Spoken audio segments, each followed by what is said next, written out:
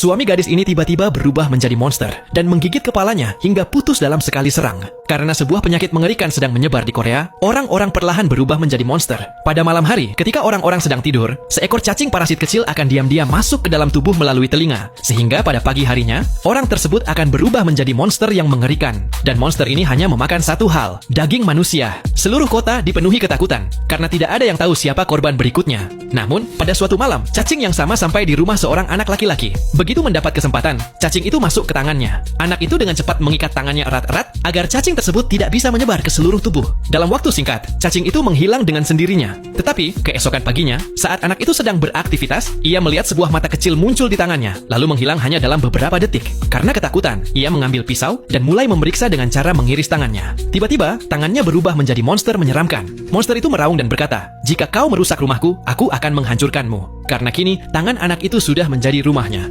Setelah itu, mereka berdua memutuskan untuk hidup bersama. Sejak saat itu, kehidupan anak itu mulai dipenuhi kejadian-kejadian aneh. Suatu hari di sekolah, ketika ia membungkuk untuk mengambil penghapus yang terjatuh, tangannya tiba-tiba memanjang dan mengambil penghapus itu sendiri. Anak itu terkejut. Ia merasa seolah-olah sebuah kekuatan baru telah masuk ke dalam dirinya.